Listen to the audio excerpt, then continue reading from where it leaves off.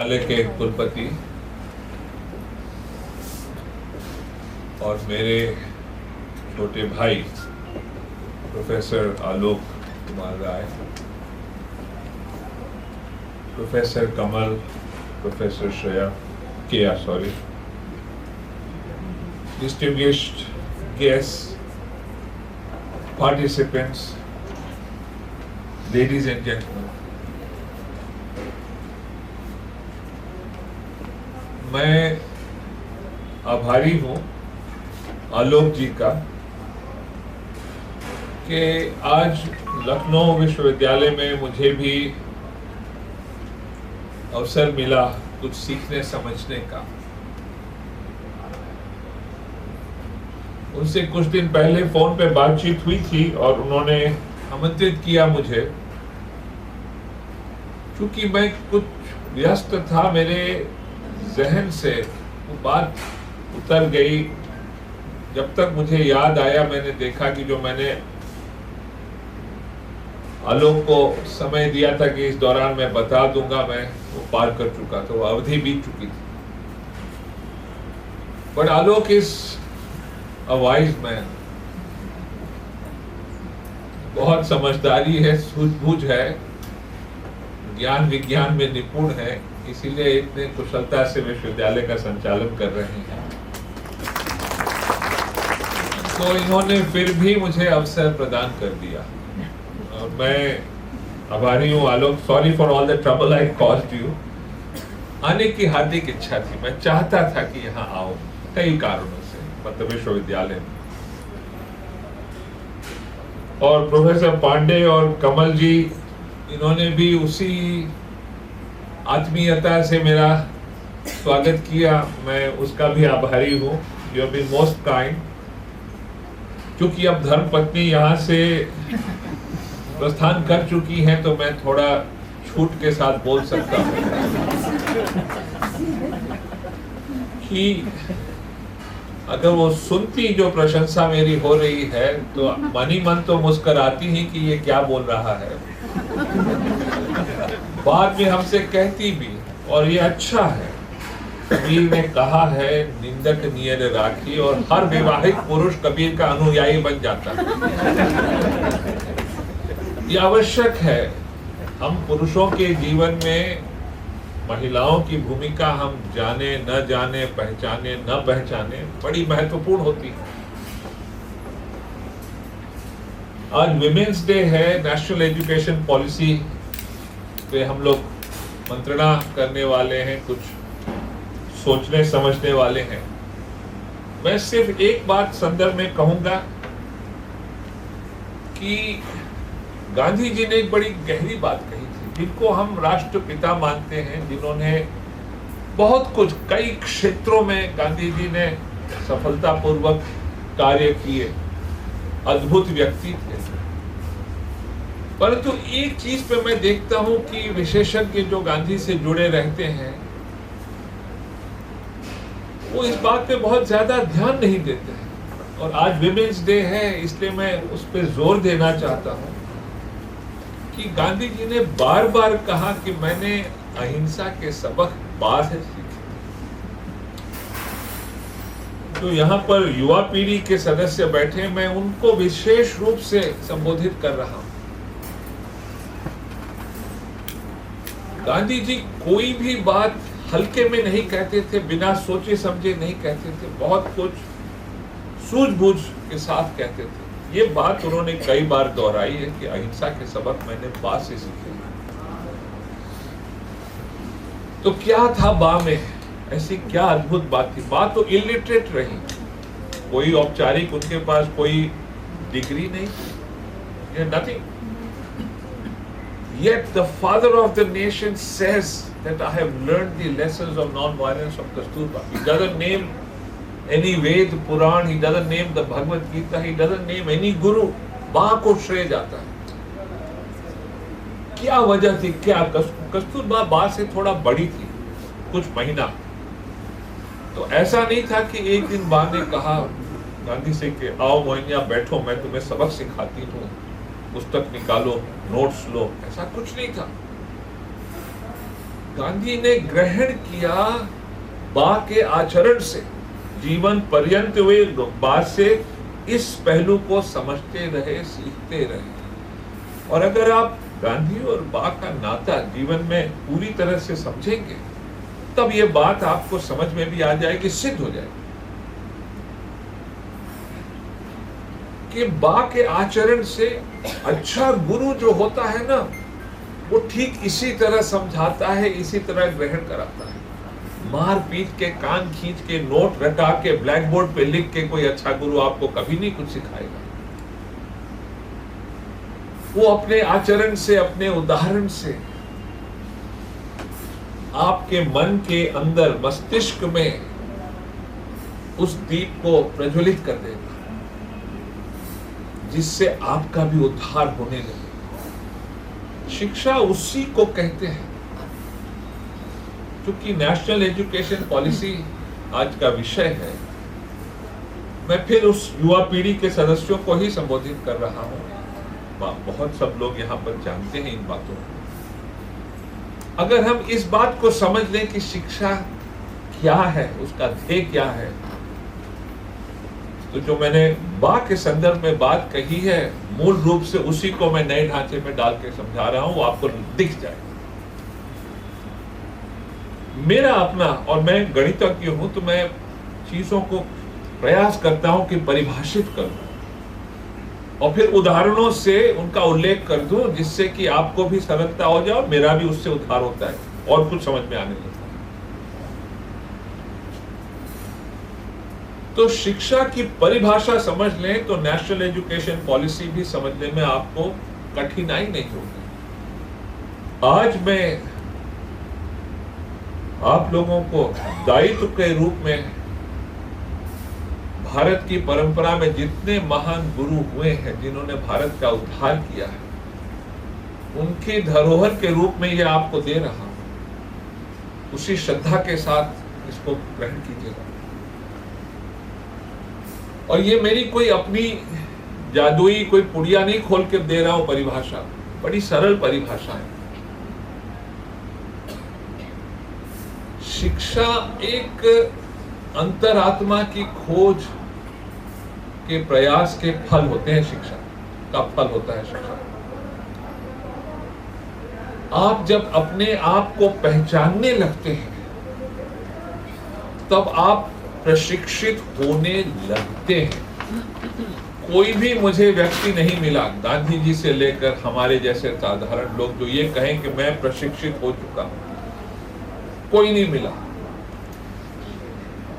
लेकिन जीवन पर्यंत आप प्रशिक्षित होना चाहते हैं सफल रूप से, तो आप अंतःकरण की जो आवाज है, जिसको मैं अंतर्ध्वनि कहता हूं, उसको पहचानिए, उसको पकड़िए और फिर इस संसार में, समाज में उसके अनुकूल कदम रख के चलने लगे, तो आप प्रशिक्षित होने लगेंगे। I call this the inner drum beat, the drum beat within.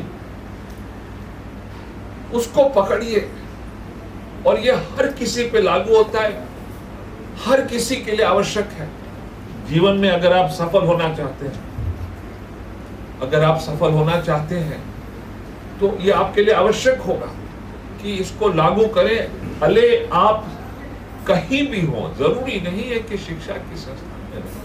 That is not necessary. The important thing is to realize this is the true meaning of education. To understand the drum beat within, catch that drum beat and start marching in the real world in harmony with that drum beat. And I give you my word, you will begin to get educated. Now that's my definition. And let me illustrate, as I promised at the beginning, with some examples. अब गांधी जी का ही उदाहरण ले लीजिए। What did Gandhi do? At a very young age he caught this drum beat. क्या थी उनकी पुकार? सत्य के अधीन रहो, सत्य से जुड़ो। That was his inner drum beat. अंतःकरण की यही आवाज थी। कैसे हुआ? अचानक कुछ नहीं हुआ कि किसी ने आके हाथ फेर दिया कि जाओ मोनिया, अब तुम सत्य के पुजारी बन जाओ। No, it doesn't happen like this. Gandhi ji को एक एक्सटर्नल स्टिमुलस मिला, There was an external stimulus. Pay attention to this, my young friends. मेरे लिए तो ये देर हो चुकी है. These are wise things. ये मेरे नहीं औरों के हैं. मैं तो सिर्फ आपको माध्यम के रूप में दे रहा हूँ. Wisdom को कहा जाता है it is a comb that life gives you after you have lost your hair. जब तक कि समझ आती है देर हो चुकी होती है. परंतु आप लोगों के जीवन के बाल अभी नहीं कटे हैं, तो ये कंघा मैं आपको दे रहा हूँ विजडम का. अपने बालों को इससे संवारिए, जीवन के भला कीजिए.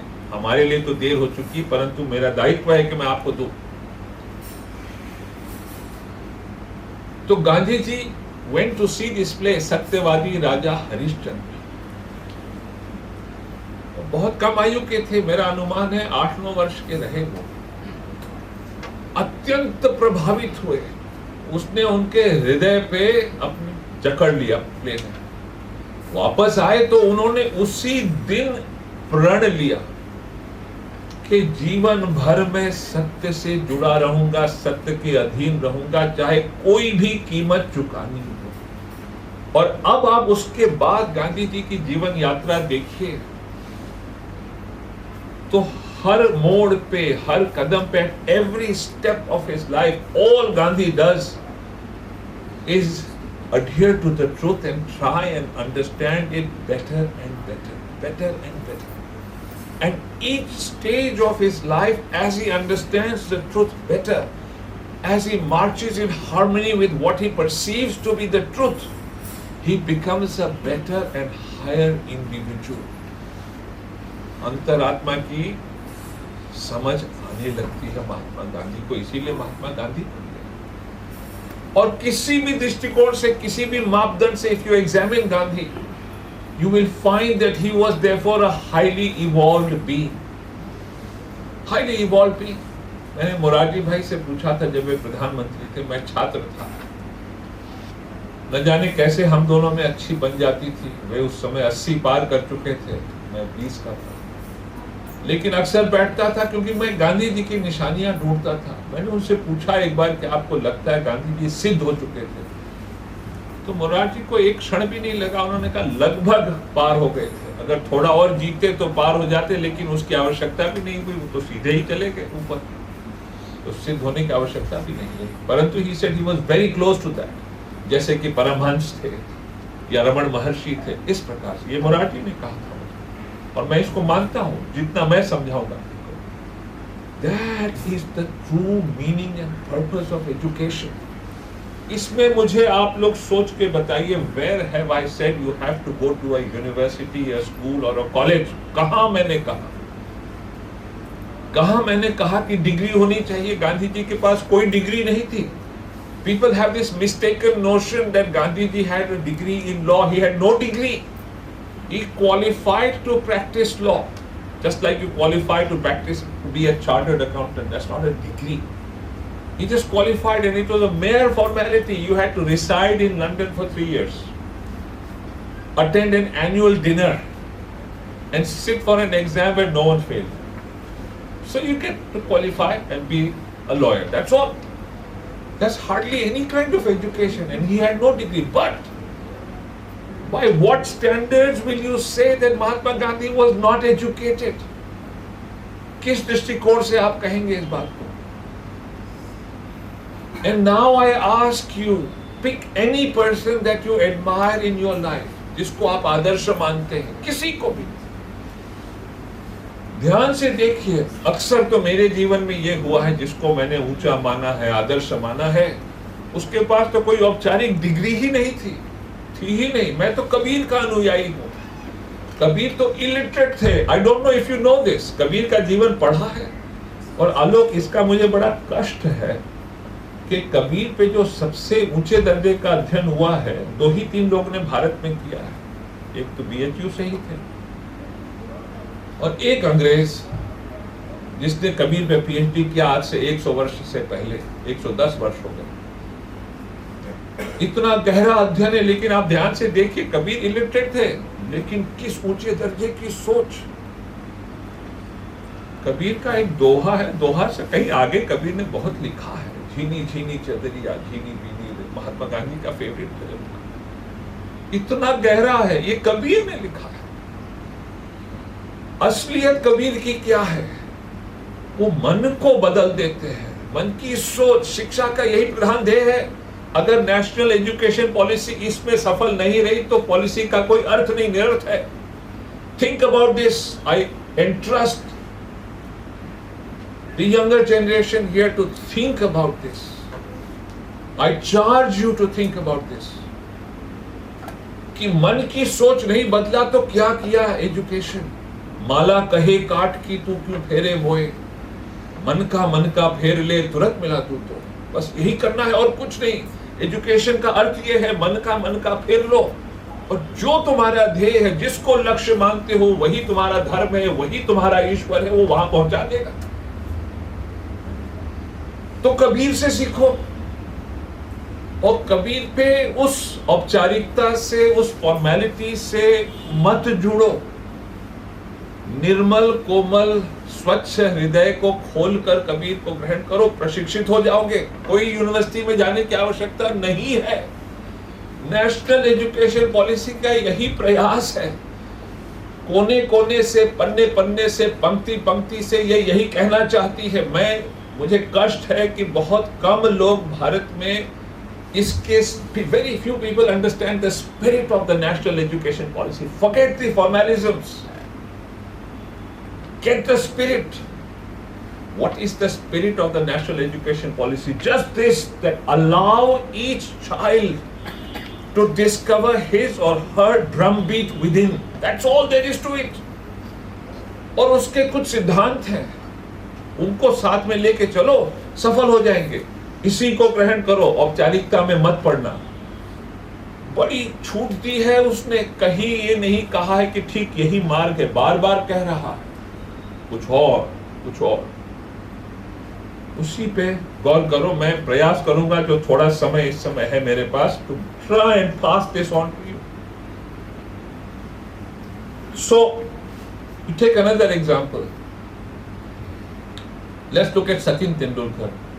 Do you know that Bharat Ratna मिला है? Bharat Ratna. You cannot expect a greater honor from this great land of ours than to be accorded the Bharat Ratna. So you need to think about this. आप देखो उनका आचरण देखो। मैंने देखा है कभी कोई अभद्र बात नहीं कहते, कंट्रोवर्सी में नहीं पड़ते हैं, और अपने उदाहरण से बहुत भला किया है। उसके अलावा वे समाज में भी काफी दायित्व बिना लोगों को बताए निभाते हैं, बहुत चैरिटी करते हैं। क्या है सचिन तेंदुलकर में? मैं क्यों उनको प्रशिक्षित मानता हूं? कोई डिग्री नहीं है, सिर्फ स्कूल पास है, मुश्किल से स्कूल पास किया हूं। He has no degree. But who will say he is not educated by any standards? Why do I say that? Because he discovered his drumbeat, cricket, at a very young age. Cricket से जुड़ जाओ, यही उनकी ड्रमबीट थी, अंतःकरण की आवाज, अंतर्ध्वनि यही थी, बहुत कम आयु में। और वो जुड़ गए निष्ठा से। जब तक तुम धर्म को निभाओगे नहीं निष्ठा से, वो कभी तुम्हारा धर्म तुमको अपनाने नहीं देगा। तो तेंदुलकर ने तो सब कुछ त्याग दिया और निष्ठा से जुड़ गए क्रिकेट से। उनको इसकी चिंता नहीं थी कि मैं नौकरी मिलेगी कि नहीं, इंजीनियर बनूंगा कि नहीं, खाने पीने को मिलेगा कि नहीं चिंता की उन्होंने। लखनऊ में पतंग तो उड़ाते हैं काफी, आपने देखा होगा अक्सर पतंग जब कट के छूट जाती है, सब बंधनों से अलग हो जाती है, तो कई बार वो आसमान की हवा पकड़ लेती है और स्पाइरल करके वर्टिकली ऊपर चली जाती है, अनंत ऊंचाई पे। यही होता है जब आत्मा अपने आप को पहचान लेती है, तो दुनिया के बंधनों की उसे चिंता नहीं रहती है। तेंदुलकर को चिंता नहीं थी, मीराबाई को नहीं थी। मीरा के प्रभु गिरिधर नागर दूझा न कोई, कुछ भी मीराबाई को नहीं भाता था।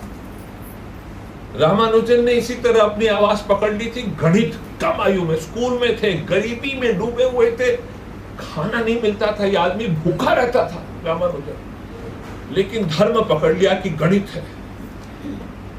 और he left everything aside and stayed with his father used to get upset with him कि ये क्या करेगा जीवन में रामानुजन, कैसे खाए पिएगा। but it did not matter. जो होता है ना, आग से तपस्या करके गुजरते हैं, आग के मार्ग से तेंदुलकर गुजरे, महात्मा गांधी गुजरे, मीराबाई गुजरी, रामानुजन गुजरे, जिसको भी आप माने, Michael Faraday, you look at his example, one of the greatest scientists the world will ever know, Michael Faraday, immortal. Did you know that he did not even complete the second standard of school education? नहीं उन्होंने किया पूरा, गरीबी में डूबे हुए थे, उनका वही हाल था जो रामानुजन का था, खाने को नहीं मिलता था, दूसरी कक्षा में स्कूल से बाहर हो गए, इतनी गरीबी थी कि कहीं से कुछ कमाने की आवश्यकता थी, माता पिता ने उनको अप्रेंटिस बना दिया, he was made an apprentice, but where? यहीं पे मुझे कभी कभी लगता है कि ऊपर वाला मेहरबान रहता है, या अगर आप जिज्ञासु बने हैं, that's the second thing you need to do if you really need to understand the success of the national education policy. हर व्यक्ति विशेष जो उससे जुड़ता है, चाहे अध्यापक हो चाहे छात्र हो, he must learn to be curious, जिज्ञासु होना चाहिए निष्ठा से। क्यूरियोसिटी नहीं होगी तो कोई मतलब ही नहीं। गांधी जी कितने क्यूरियस थे हर चीज के बारे में, रामानुजन क्यूरियस थे, तेंदुलकर क्यूरियस थे, देख लीजिए उनका जीवन, मीराबाई का देख लीजिए, किस प्रकार से श्री कृष्ण के साथ वो क्यूरियोसिटी से बढ़ती गई, आगे बढ़ती गई, उनको समझती गई। वो नहीं रहेगा तो नहीं सफल हो गए। तो माइकल फैराडे बुक बाइंडर क्या अप्रेंटिस हो गए, जाको राखे साइया मार सके न कोई। कैसे रखा था साईं ने हाथ अपना कि इसको जिज्ञासु रहने दो। तो जो पुस्तकें आती थी बाइंड होने के लिए, बड़ी खूबी से अच्छी तरह से बाइंड करते थे, और साधारण हमारे जैसे होंगे तो बाइंड करके छोड़ देंगे। फैराडे उनके पन्ने खोलकर जिज्ञासा रहती थी तो पढ़ते थे, और उनके अंदर साइंस ने पकड़ लिया, अंतर्ध्वनि साइंस को लेकर जग गई। And he began to devour the science books that came to that bookbinder's hands. और पढ़ते पढ़ते माइकल फैराडे बन गए the greatest scientist the world has known. No education. Once again, जितने नाम मैंने लिए हैं, एक का बता दो, कोई डिग्री है, कुछ नहीं है। तो इस भुलावे में मत रहना कि अरे भाई डिग्री। कभी कभी मुझे रुलाई आती, लोग कहते साहब मेरा एजुकेशन पूरा हो गया है। I feel sorry. It's terrible. You should never say that.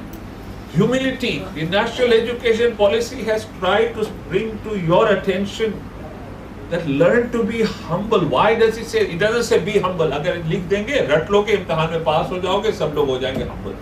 ऐसे नहीं कोई humble होता। What does it say? It says, ध्यान से सुनो, क्या कहती है? कि शिक्षा का कोई अंत नहीं है। हरि अनंत, हरि कथा अनंता। कोई अंत नहीं है। इस चक्कर में मत रहना कि शिक्षा के माध्यम से, इस डिग्री के माध्यम से मैं सब कुछ पढ़ा दूंगा। अक्सर भारत में लोग अध्यापकों को ये भुलावा हो जाता, अरे ये नहीं आता पढ़ा दो उसको, वो नहीं आता पढ़ा दो उसको, अरे ये इसके बिना तो इसका काम नहीं चलेगा। And remember this, the policy is trying to tell you less is more, less is more. इस चक्कर में मत पढ़ो, उसको टूल्स दे दो, make him a thinking creative individual. और अगर सही रास्ते पे है तो जैसा कि सोक्रेटिस के जीवन से होता है, you know the great guru Socrates, the policy is trying to be Socratic also. अगर वह उपनिषदों से लेती है तो सोक्रेटिस के जीवन से भी लेती है, बिना दोनों का नाम लिए, ना उपनिषद का नाम लेती है ना सोक्रेटिस का। Why do I hail Socrates? You know, when the oracle at Delphi proclaims that Socrates is the wisest in the land, तो उसके जितने अनुयायी थे, they came running to Socrates कि गुरुजी आपको तो उसने कह दिया you are the wisest in the land। तो क्या Socrates खड़े होकर छाती पीटने लगे? No, he was wondering कि मुझे क्यों उसने अपनाया कि मैं सबसे ज्ञानी हूँ, सबसे बुद्धिमान हूँ। His curiosity was like that। और फिर इस पे चिंतन मनन खोज करते रहे Socrates। Eventually he discovered why the oracle says he is the wisest in the land, because he realizes कि इस पूरे जगत में He is the only one who knows that he does not know. इसीलिए तुलसीदास ने कहा हरि अनंत हरि कथा अनंता। मैंने जाना कि तो अनंत है, कब पार करेंगे, हो ही नहीं सकता। कहते हैं तुलसीदास की नाथ, पूरी रात तो मैं बिस्तर की तैयारी करता रहा, सोने का तो समय ही नहीं मिला, सो नहीं पाए हम, सवेरा हो गया, नहीं सीख पाए, नहीं कर पाओगे, मान के चलो, बी हम्बल। इतने लोग मुझे मिलते हैं आलोक, 2-3 डिग्री हासिल कर लेते हैं, उसके बाद चढ़ जाते हैं तुम्हारे ऊपर। अक्सर हम अध्यापक लोग में ये बड़ी कमी है, हमें चिंता है कि वो मेरा जो छात्र है वो ये ना जान जाए कि मुझे नहीं आता है, मान के चलो, है मेरे में भी ये कमी है, इससे निर्भीक बनो, छुटकारा लो, कहना सीखो कि नहीं आता है, चलो मिल के समझते हैं। नेशनल एजुकेशन पॉलिसी इसी का प्रयास कर रही है। यू थिंक अबाउट इट, जो इसके फॉर्मेलिज्म्स है पढ़ लोगे पुस्तक तो पता चल जाएंगे, उसके सिद्धांत इन्हीं पे आधारित हैं, इन्हीं को आगे बढ़ाना चाहते हैं। Be humble. और सबने इस बात को कहा है, सबने कहा है। कबीर ने कितने खूबसूरती से कहा, कबीर तो इतने महान थे, जब मैं था तब हरि नहीं, अब हरि है जब मैं नहीं। Think about this. गालिब ने भी कहा, जाना कि कुछ न जाना, वह भी एक उम्र में, एक उम्र लग गई जानने में कि नहीं कुछ आता है। तो बी हम्बल और बच्चों से कहो कि चलो साथ मिलकर समझने का प्रयास करते हैं। एक और उसमें लेसन है, कहीं पे भी वो उपनिषद का नाम नहीं लेगी, कहीं पे भी सॉक्रेटिस का नाम नहीं लेगी, कुछ नहीं, लेकिन सारे लेसन वहीं से आए हैं।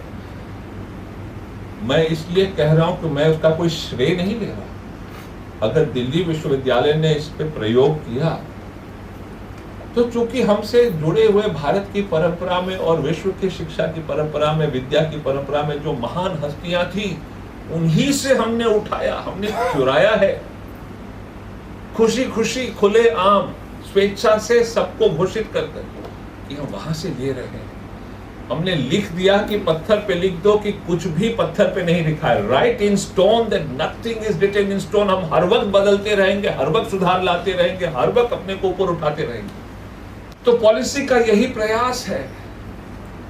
उपनिषदों से क्या लिया है पॉलिसी ने, इतनी गहरी बातें हैं। मैं किसी धर्म की बात नहीं कर रहा।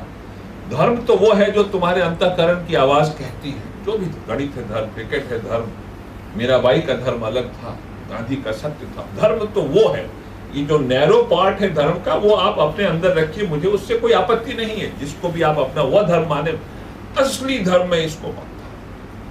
असली धर्म यह है, स्वधर्म यह है कि you understand what is the drum beat within that tells you what to do in this world. And if you look carefully, then the Upanishads don't talk of any religion. वो नहीं कहते, क्या कहते हैं? Practical wisdom. मैं गौतम हरिद्रुमत की बात करता हूँ, छंदोग उपनिषद से। नेशनल एजुकेशन पॉलिसी का हर पन्ना चीख रहा है हरिद्रुमत की बात। हरिद्रुमत के गुरुकुल में एक बालक आता है, 12 वर्षीय। Yes, the other lesson you must understand. Bharat की परंपरा क्या थी ज्ञान विज्ञान के संदर्भ में कि 12 वर्ष की आयु तक बच्चे अपने घर में होम स्कूल होते थे। We never sent them to formal systems of education. घर और आसपास की जो संस्थाएं गुरु रहते थे। और बंगाल में मेरे कुछ सहयोगी हैं जिन्होंने, जो इतिहास से जुड़े हैं, जिन्होंने इस पे शोध कार्य किया। Even as late as the 17th and 18th century, the tradition in Bengal in knowledge was just like the ancient Indian tradition. 12 वर्ष की आयु तक बालक आसपास भी रहता था, घर में रहता था, यहीं से ग्रहण करता था। उसके बाद वो किसी औपचारिक संस्था से जुड़ता था। हरिद्रुमत के तो ईसा मसीह से पहले का काल है, तब से चली आ रही। 12 वर्ष पे ये बालक आता है दाखिले के लिए। Now think carefully and imbibe this. India को इससे छुटकारा दो, ये असत्य से। क्या है ये असत्य? और सत्य का मार्ग सीखो इससे। What is it that I always emphasize? When this boy comes to Haridrumat and says, I seek admission, Haridrumat retorts, just like we do today. मेरे पास भी आते थे, आलोक के पास भी आते हैं, तो हम पूछते हैं किस कुल से हो, कहाँ से हो, क्या बैकग्राउंड, पूछना पड़ता है। हरिद्रुमत ने कहा कि बेटा हम तो we only admit Brahmins. तुम किस कुल से हो? So the boy says that I asked this question of my mother before I went for your Gurukul. And my mother said that, son, I have worked as a maid in many homes. Many men have taken advantage of me. I have no idea who your father is. But proclaim yourself proudly as Satyakam, son of the maid Jabala. And do you know what Haridumat says? Child, I admit you, that is the only hallmark of a true Brahman, not by birth, only by adherence to the truth. And he gets admitted. That's the first lesson. ये धरोहर है भारत की. मुझे तो चिंता होती है कि हम एक तरफ नेशनल एजुकेशन पॉलिसी की बात करते हैं, दूसरी तरफ हम छोटी छोटी बातों को लेकर उलझे रहते हैं. बॉडी पॉलिटिक्स में हर जगह. मैं किसी व्यक्ति विशेष या पार्टी किसी की निंदा नहीं कर रहा. अपने को छुटकारा दिलाओ, अपना भला करो, औरों की चिंता छोड़ो, अपना उद्धार करो. मन का दीपक बार, ऋग्वेद कहता है मन का दीपक बार मनवा, घर का दीपक बार. पहले अपने को तो ठीक करो. तो जो लोग वेदों की बात करते हैं इसको ग्रहण कराएं, जो उपनिषदों की बात करते हैं इसको ग्रहण कराएं, जो भगवत गीता की बात करते हैं इसको ग्रहण कराएं. और आपको क्या लगता है कि कुरान शरीफ में कुछ और लिखा है या बाइबल में कुछ और लिखा है? वही बातें लिखी है. पैगंबर साहब ऐलान करते हैं कि ये दुनिया पूरी माया है. पढ़ लो ध्यान से. माया है. This world is an illusion. हम पूरा धर्म हिंदू आधारित है कि इसको पहचानो कि ये माया है. कहां भेद है? भेद हम पैदा करते हैं. शिक्षा से जुड़ना है तो इससे ऊपर उठना सीखो. And the national education policy will tell you one more lesson from Haridrumat and Upanishads. This is a powerful lesson and our educators do not pay attention to it. And I urge you, please, I beg of you, if you owe something to India, if you owe something to your God, if you owe something to this world, then be true to this doctrine. What is it? It says that when admitted, Satyakam does not say jao vedon ko rato. No, he doesn't say that. He gives him 100 odd head of cattle. And he says, go to the jungle and do not return until they have multiplied threefold. इसमें इतने गहरे lesson है, मुझे कष्ट होता है कि भारत में हम लोग ग्रहण नहीं कर पाए. फर्स्ट ऑफ ऑल प्रैक्टिकलिटी, व्यवहारिकता शिक्षा से नहीं जुड़ेगी तो शिक्षा का कोई मतलब नहीं है. नेशनल एजुकेशन पॉलिसी हर कोने पे चिल्लाती है व्यवहारिकता ले आओ. मैं आपसे पूछना चाहता हूं, आपने किस प्रकार से व्यवहारिकता लाई? We don't. हम क्या करते हैं? बोर्ड पे लिखते हैं, नोट्स देते हैं, रटाते हैं, परीक्षा में उसको पास किया या फेल किया, इसी में खुश हो जाते हैं. इससे थोड़ा बचना सीखो. ये छूट दे रही है. अवसर है, अवसर है to each his own to be enlightened. संस्थाएं अपने अनुकूल, अपनी आवश्यकताओं के आधार पर अपने दायित्वों को निभाकर अपने मन की काफी कुछ कर सकते हैं अगर वो ग्रहण करना चाहे, निभाना चाहे. तो please do that. Do that. So what does it do? He gives you an exercise in wealth management. You know that in ancient times wealth was measured by the number of head of cattle that you own. एक भी school of management India में नहीं सिखाता. यह है lesson. क्या था कि व्यवहारिकता लाओ. कैटल को ले गए जंगल में, जब तक 3 गुना ना वृद्धि हो जाए उनकी जनसंख्या में वापस ना आना. ये प्रोजेक्ट है. That is the second lesson you must understand. Policy ने तो इम्बाइब किया है, बार बार कहता है प्रैक्टिकल ले आओ, प्रोजेक्ट के माध्यम पे सीखो, ग्रुप्स में सीखो, समाज से जुड़ो. ये समाज की आवश्यकता थी कि वेल्थ कैसे बढ़ाते हैं. कैटल संख्या बढ़ेगी तो वेल्थ बढ़ेगी, समाज का भला होगा. हम जुड़ते हैं. आलोक, मैं नहीं जानता लखनऊ में तुम हो तो भला होगा. यहाँ दिल्ली विश्वविद्यालय में जब मैं था तो 5000 से अधिक स्टूडेंट संस्कृत पढ़ रहे थे. संस्कृत तो धरोहर है, बहुत अच्छा लगता है,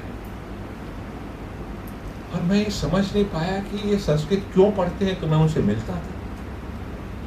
5000 any given time, 5000 students studying Sanskrit at the undergraduate. Why? So I asked them, and I asked them in groups of 40, 50 over 5 years.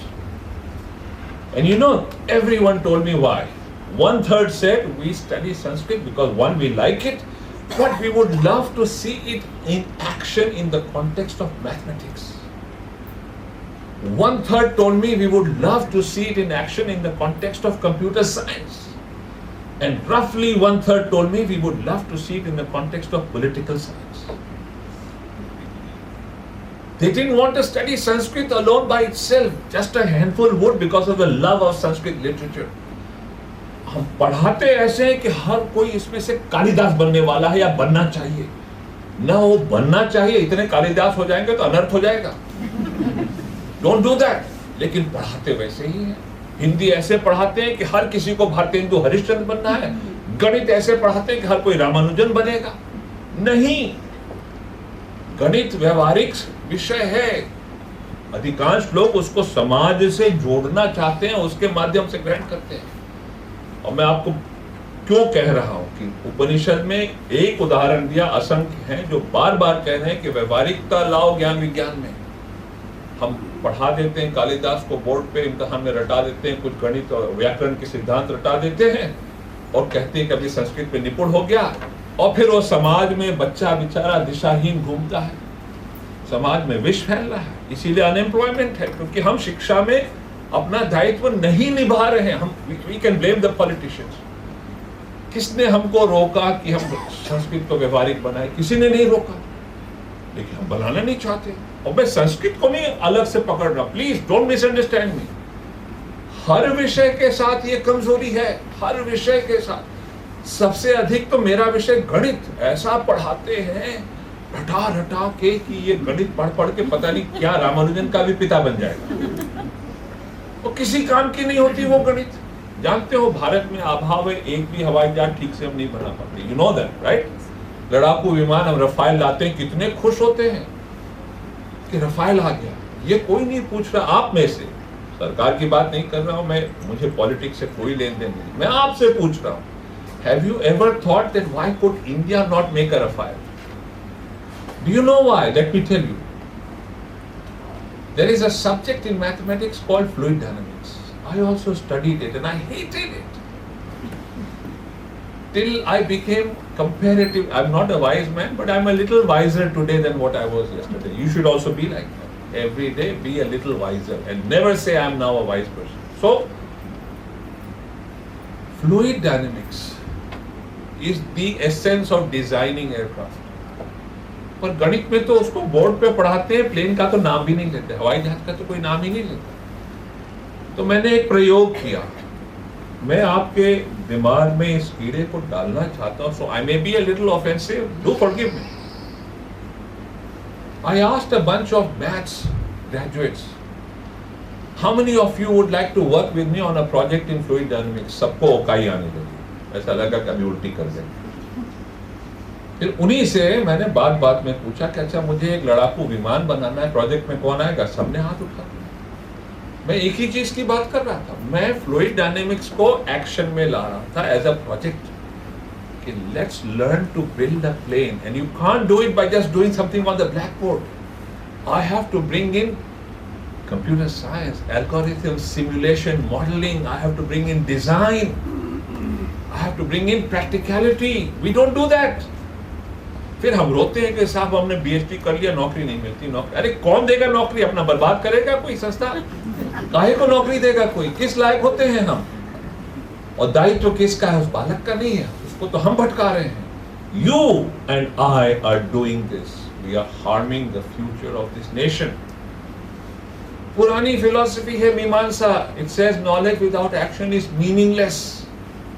फिर भी हम नहीं करते. हरिद्रुमत कह के चले गए, बंगाल में कितने वर्षों तक चला, सदियों चला, फिर भी हमने ध्यान नहीं दिया. गांधी जी ने इस बात को दोहराया, रविंद्रनाथ ठाकुर ने दोहराया. रविंद्रनाथ ठाकुर 100 वर्ष से पहले क्या कहते हैं? They have reduced education to the four walls of a classroom and the blackboard. It has no connection to the real world. He is afraid that we are heading towards disaster. But did we pay heed? No. जितना हम चाहते, हर वक्त हम परीक्षा में उलझे रहते हैं. अच्छा ये दे दो, फिर ये दे दो, फिर वो परीक्षा दे दो, नेट दे दो, पीएचडी दे दो, क्या न दे दो. और जो असली परीक्षा है व्यवहारिकता की, उसकी ध्यान ही नहीं उसका देता. enlightened. We use examinations. That's the last thing I want to say today. The national education policy has spoken so liberally, so wisely on how to examine. Remember this, exams are set in India in such a way कि हम देखें इस बच्चे को कैसे लुढ़का दे, देखें इसको क्या नहीं आता है. मैंने आज तक I have not seen Alok a single question paper which will say write what you know. नहीं कहता. क्यों? क्योंकि वो टीचर तो बर्बाद हो जाएगा. वो तो दिखाना चाहता है कि तुम्हें ये नहीं आता, तुम्हें वो नहीं आता. अरे तुम्ही ने तो सिखाया था नालायक, और तुम्ही ने नहीं सीखने दिया उसको, और फिर तुम उसको दोषी बनाते हो. उम्र भर आईना साफ करते रहे, धूल तो चेहरे पे.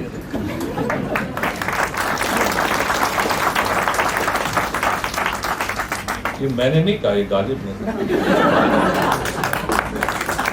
और मैं भी कहा हो तो गालिब का नाम जोड़ दो तो सिक्का चल जाता. इस सफेद झूठ में तुम भी शामिल हो जाना, भला होगा समाज का. उसके आगे झूठ न बोलना. मेरा अनुमान है गालिब ने ही कहा था. फिर भी उसको भूल जाओ, बात को ग्रहण करो कि दोष किसी और पे दे रहे. बुरा जो देखन में चला बुरा नहीं मिला. बार बार हम अध्यापक वर्ग यही करते हैं. Policy says this wisely, and why do I say so much about the policy? Because the person who put this policy down, Dr. Kasturi Rangan, वो मेरे गुरु, उनसे बहुत सीखा है, जबकि किसी औपचारिक रूप से मैं उनके साथ नहीं जुड़ा था. हाँ, I served with him on the 2 policy committees of the Government of India 5-year plan in science and technology and education. उनके साथ बैठता था. उसके अलावा वो सब तो एक तरफ था. उनके साथ ऐसे ही बातचीत से मैंने बहुत ग्रहण किया. और जो मैंने किया था दिल्ली विश्वविद्यालय में सहयोगियों के साथ, जिस भारत की धरोहर, दुनिया की धरोहर से, उसका जो सार था वही उन्होंने ज्यों का त्यों उसको सिद्ध माना, वही उतार दिया है नेशनल एजुकेशन पॉलिसी. तो प्रयोग हमने किए थे, इतनी सफलता मिली. ये मेरे आखिरी शब्द है आज के वक्तव्य में. Did you know that the University of Delhi shot up in its rankings to almost 200 in the world, ahead of almost every IIT, जबकि हर IIT हमारे एक कॉलेज के बराबर है, हमारे 80 कॉलेज हैं. And they are all constituent colleges, not affiliated. वो हमारे हैं, हम चलाते हैं, हमारा सारा undergraduate system runs through those colleges. And we were just behind Kanpur and Bombay. That's all. All the other IITs were behind us. Why? Because we were successful. व्यवहारिकता ले आए, एंटरप्रेन्योरशिप ले आए. हमारे यहाँ उस समय स्टार्टअप्स का कल्चर बढ़ गया. और अभी मैंने आंकलन किया था, जो उस काल के स्टार्टअप्स, उसके बाद तो सब बंद हो गया. जो हुआ उसे भूल जाइए, भला जो हो उसको ग्रहण कीजिए. Those startups right now running on the campus have been valued at more than 50 crores right now. And there is a multi-million-dollar startup which 2 second-year undergraduates set up in my time, which has been successful in the US now. Just think about this. हम लोग रोते रहते हैं, नौकरी नहीं मिली, नौकरी नहीं मिली. हम तो प्रयोग का प्रयास नहीं करते, उनको अवसर नहीं देते हैं. Please connect your knowledge to the world. And if you think कि मैं political science पढ़ा रहा हूँ तो शायद इसका व्यवहारिकता से कुछ लेना देना नहीं है. Don't make that mistake. Transdisciplinarity is the key word. हर विषय में. और जानते हो क्या हो रहा है भारत में? What are we doing when we talk of transdisciplinarity? उल्टा ही कर बैठते हैं. अच्छा ये संस्कृत ऑनर्स पढ़ रहा है, एक पेपर डाल दो computer science. That's not transdisciplinarity. उसको ब्लेंड करो प्रोजेक्ट के माध्यम से. प्रोजेक्ट के रूप में बहुत कुछ ग्रहण कराओ. तो क्या प्रोजेक्ट हो सकती है? मैं एक उदाहरण दे रहा हूँ. मैं संस्कृत का है इसलिए कह रहा हूँ, और इसलिए नहीं कि संस्कृत से मेरा कोई वैमनस्य है, कुछ नहीं. I love it. It's a great thing. What am I trying to tell you? You know, 200 years before the time of Jesus Christ, there was a Sanskrit prosodist by the name of Pingal. These are facts of history. Who was trying to create new meters in Sanskrit poetry by looking at the existing meters, Gayatri, Anushta, वगैरह वगैरह, उसके जो long और short sounds थे, उनके वो various, he was combining them in various ways, permutations and combinations, to create new meters. And in attempting to do so, because permutations and combinations is a mathematical object. In attempting to do so, he created a mathematical device known as Pascal's triangle. Rediscovered in Europe almost 1800 years later and made famous by the discoverer's name Pascal. पिंगल उसको ईसा मसीह से 200 साल पहले खोज चुके थे. व्यवहारिकता से जुड़ी ट्रांसडिसिप्लिनरिटी, इसमें ये थोड़ी पिंगल ने कहा अच्छा एक मैथ्स का पेपर रख लो और हो गया सब काम प्रोसेडी में. नहीं, संस्कृत और गणित का तालमेल लेकर प्रोजेक्ट है. एक भी संस्कृत का अध्यापक मुझे नहीं मिला जो इस बात को बच्चों को व्यवहारिकता से सिखाए, एक कंप्यूटर साइंटिस्ट को साथ ले ले, एक प्रोजेक्ट करे, सिमुलेशन दिखाए और कैसे परम्यूटेशन कॉम्बिनेशंस, कैसे मेरु प्रस्तर कहा उन्होंने, ट्रायंगल को क्यों कहा वो भी दिख जाएगा. नहीं करते तो कुछ नहीं उद्धार होगा अगर हम ये नहीं सीखेंगे. मैंने तो फिर यही कहा कि इसको कहते हैं ट्रांसडिसिप्लिनैरिटी. पार कर जाए एक डिसिप्लिन को दूसरे डिसिप्लिन से जोड़ते हुए, और दोनों का जो मिश्रण होगा is greater than the physical sum of the two, much larger. That's what transdisciplinarity, the policy allows you to do that. ध्यान से पढ़ो तो ग्रहण कर लोगे. यही सिद्धांत है और कुछ नहीं है. That's all I wish to say. Thank you very much. जय हिंद.